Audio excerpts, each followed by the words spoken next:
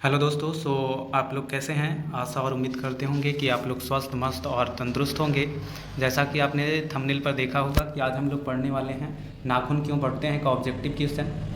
अगर जो आप ये चैनल पे नए हैं तो कृपया चैनल को लाइक एंड सब्सक्राइब करें और वीडियो अच्छा लगे तो शेयर करें। जैसा कि पहला सवाल आपके स्क्रीन पे है, बोला जा रहा है कि नाखून क्यों बढ़ते हैं के निबंधकार कौन है? ए गुलाब राय, बी शांति प्रिय द्विवेदी, सी प्रताप नारायण मिश्र, डी आचार्य हजारी प्रसाद द्विवेदी। तो इसका सही उत्तर होगा ऑप्शन डी, यानी आचार्य हजारी प्रसाद द्विवेदी। नेक्स्ट सवाल है, बोला जा रहा है द्विवेदी जी ने निर्लज अपराधी किसे कहा है? यानी हजारी प्रसाद द्विवेदी जी ने यानी निर्लज अपराधी किसे माना है? ए नाखून को, बी चोर को, सी डाकू को, डी बदमाश को। इसका सही उत्तर है ऑप्शन ए, यानी कि नाखून को। अगला सवाल है, कामसूत्र किसकी रचना है? ए हजारी प्रसाद द्विवेदी का, बी पतंजलि का, सी वात्स्यायन की, डी रामानुजाचार्य की। तो इसका सही उत्तर है ऑप्शन सी, यानी वात्स्यायन की। अगला सवाल है, बोला जा रहा है शिक्षक का अर्थ है, यानी शिक्षक का अर्थ क्या होता है? ए साबुन, बी मुहावरा, सी दर्पण, डी मोम। तो इसका सही उत्तर होगा ऑप्शन डी, यानी मोम। अगला सवाल है, महाभारत क्या है? ए उपन्यास, बी कहानी, सी शास्त्र, डी पुराण। तो इसका सही उत्तर होगा ऑप्शन डी, यानी पुराण। अगला सवाल है, किस देश के लोग बड़े बड़े नाक पसंद करते थे? यानी किस देश के लोग थे जो बड़े बड़े नाखून पसंद करते थे? ए गौड़ देश, बी कैकैद, सी वाही, डी गांधार। तो इसका सही उत्तर होगा ऑप्शन ए, यानी कि गौड़ देश। अगला सवाल है, कौन छोटे नखों को पसंद करते थे? यानी कौन छोटे नाखूनों को पसंद करते थे? ए दाक्षिणात्य, बी पौर्वात्य, सी मालव, डी मध्य देशी। तो इसका सही उत्तर है ऑप्शन ए, यानी दाक्षिणात्य। अगला सवाल है, हजारी प्रसाद द्विवेदी जी का जन्म कब हुआ था? ए 1905 ईस्वी में, बी 1907 ईस्वी में, डी 1909 ईस्वी में, डी 1911 ईस्वी में। तो इसका सही उत्तर होगा ऑप्शन बी, यानी 1907 ईस्वी में। अगला सवाल है, हजारी प्रसाद द्विवेदी जी का जन्म कहाँ हुआ था? ए समस्तीपुर बिहार, बी बलिया बिहार, सी बलिया उत्तर प्रदेश, डी इलाहाबाद उत्तर प्रदेश। तो इसका सही उत्तर है ऑप्शन सी, यानी बलिया उत्तर प्रदेश। अगला सवाल है, कौन मनुष्य का आदर्श नहीं बन सकती? यानी कौन है जो मनुष्य का आदर्श नहीं बन सकती है? ए शेर, बी बंदरियाँ, सी भालू, डी हाथी। तो इसका सही उत्तर है ऑप्शन बी, यानी बंदरियाँ कभी मनुष्य का आदर्श नहीं बन सकती। अगला सवाल है, देवताओं का राजा से किन्हें संबोधित किया जाता है? यानी देवताओं का राजा किसे या किन्हें माना जाता है? ए महादेव, बी विष्णु, सी इंद्र, डी ब्रह्मा। तो इसका सही उत्तर है ऑप्शन सी, यानी इंद्र। अगला सवाल है, नख किसका प्रतीक है? यानी नाखून है वो किसका प्रतीक है? ए मानवता का, बी पशुता का, सी ए और बी दोनों, डी इनमें से कोई नहीं।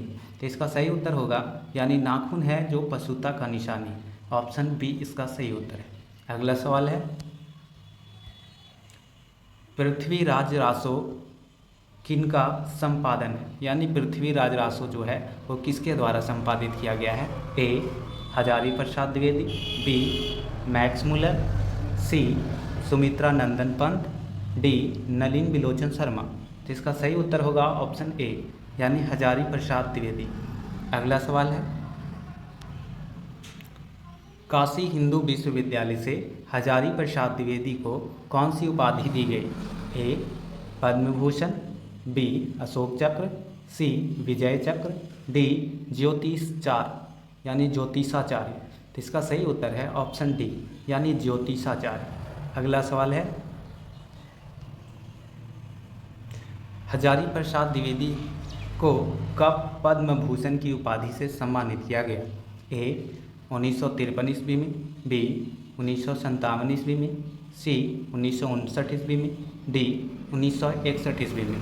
तो इसका सही उत्तर होगा ऑप्शन बी यानी 1957 ईस्वी में।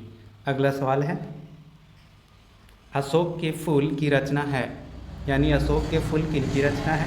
ए दिनकर, बी सुमित्रा नंदन पंत, सी हजारी प्रसाद द्विवेदी, डी गुणाकर मूले। तो इसका सही उत्तर है ऑप्शन सी यानी हजारी प्रसाद द्विवेदी। अगला सवाल है, हजारी प्रसाद द्विवेदी की मृत्यु कब और कहाँ हुई थी?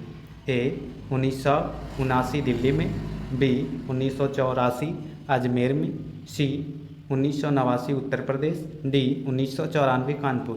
तो इसका सही उत्तर होगा ऑप्शन ए यानी 1979 ईस्वी में दिल्ली में हुआ था। अगला सवाल है, नाखून का इतिहास किस पुस्तक में मिलता है? जो नाखून का इतिहास है वो किस पुस्तक में मिलता है? ए कामसूत्र में, बी मेघदूत में, सी महाभाष्य में, डी इनमें से कोई नहीं। तो इसका सही उत्तर होगा ऑप्शन ए यानी कामसूत्र में। अगला सवाल है, हजारी प्रसाद द्विवेदी ने डी लिट की उपाधि किस विश्वविद्यालय से प्राप्त की? यानी हजारी प्रसाद द्विवेदी ने डी लिट का मतलब होता है,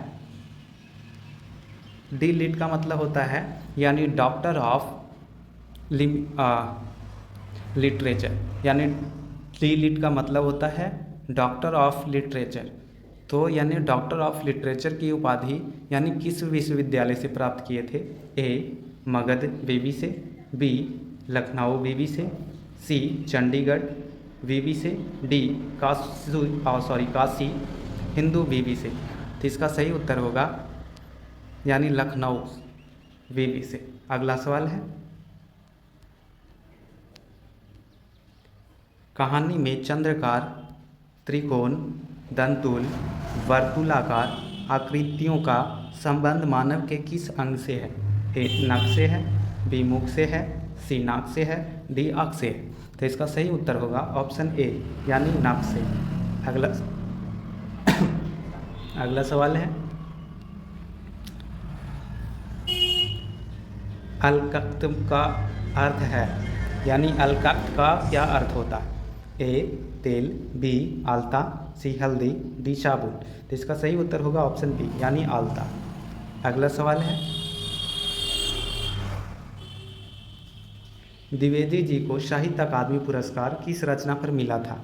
ए अशोक के फूल पर, बी आलोक पर्व पर, सी आनाम दास का पोथा पर, डी कल्प लता पर। तो इसका सही उत्तर है ऑप्शन बी यानी कि आलोक पर्व पर। अगला सवाल है, प्राचीन मानव का प्रमुख अस्त्र शस्त्र था यानी प्राचीन जो पुराने मनुष्य थे, पुराने मानव थे, उसका प्रमुख अस्त्र शस्त्र के रूप में किसे जाना जाता था? ए दांत को, बी नाखून को, सी पैर को, डी पत्थर के औजार को। तो इसका सही उत्तर है ऑप्शन बी यानी नाखून को। अगला सवाल है, आर्यों के पास था यानी आर्यों के पास क्या था? ए लोहे का अस्त्र, बी घोड़े, सी मिट्टी यानी कच्ची का घर, डी इनमें से सभी। तो यानी आर्यों के पास ये सभी थे। तो इसका सही उत्तर है ऑप्शन डी। अगला सवाल है, सब पुराने अच्छे नहीं होते और सब नए खराब नहीं होते, ऐसा किसने कहा? ए पंतजलि ने, बी कालिदास ने, सी वात्स्यायन ने, डी कबीर ने। तो इसका सही उत्तर है यानी ऑप्शन बी यानी कालिदास ने। अगला सवाल है, नखधर मनुष्य आज किस पर भरोसा कर रहा है? यानी जो नाखून धारण करने वाले मनुष्य थे वो आज के समय में किस पर भरोसा कर रहे हैं? ए बंदूक पर, बी लाठी पर, सी एटम बम पर, डी लोहे के विभिन्न हथियार पर। तो इसका सही उत्तर है ऑप्शन सी यानी कि एटम बम पर। अगला सवाल है, मनुष्य की मनुष्यता यही है कि वह सबके दुख सुख को सहानुभूति के साथ देखता है। यह तथ्य किसका है? ए महावीर स्वामी का, बी गौतम बुद्ध का, सी कालिदास का, डी वात्स्यायन का। तो इसका सही उत्तर है ऑप्शन बी यानी गौतम बुद्ध का। सहानुभूति का मतलब होता है यानी दया, दया के साथ देखना। अगला सवाल है, नाखून क्यों बढ़ते हैं? निबंध के निबंधकार कौन है? यानी नाखून क्यों बढ़ते हैं कि लेखक कौन है यानी निबंधकार कौन है? ए गुलाब राय, बी शांति प्रिय द्विवेदी, सी होना चाहिए, सी प्रताप नारायण मिश्र, डी आचार्य हजारी प्रसाद द्विवेदी। तो इसका सही उत्तर है ऑप्शन डी यानी आचार्य हजारी प्रसाद द्विवेदी। नेक्स्ट सवाल है, आचार्य हजारी प्रसाद द्विवेदी ने साहित्य की किस विधा में लेखन नहीं है? यानी आचार्य हजारी प्रसाद द्विवेदी ने साहित्य के किस विधा में लेखन का कार्य नहीं किए हैं? ए आलोचना में, बी उपन्यास में, सी कहानी में, डी निबंध में। तो इसका सही उत्तर है ऑप्शन सी यानी कहानी में। अगला सवाल है, कौन सी रचना हजारी प्रसाद द्विवेदी की नहीं है?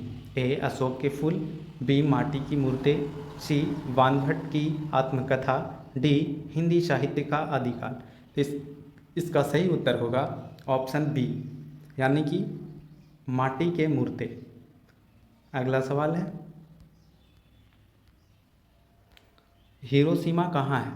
यानी हिरोशिमा कहाँ है? ए चीन में, बी जर्मनी में, सी नेपाल में, डी जापान में। तो इसका सही उत्तर होगा ऑप्शन डी यानी हिरोशिमा है वो जापान में। अगला सवाल है, कौन छोटे नखों को पसंद करते थे? यानी कौन छोटे नाखून को पसंद करते थे?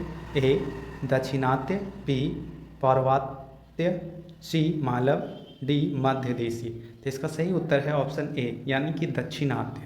अगला सवाल है, नाखून क्यों बढ़ते हैं किस प्रकार का निबंध है? ए ललित निबंध है, बी भावात्मक है, सी विवेचनात्मक है, डी विवरणात्मक है। तो इसका सही उत्तर है ऑप्शन ए यानी कि नाखून क्यों बढ़ते हैं ये ललित निबंध है। अगला सवाल है, दधीची के हड्डी से क्या बना था?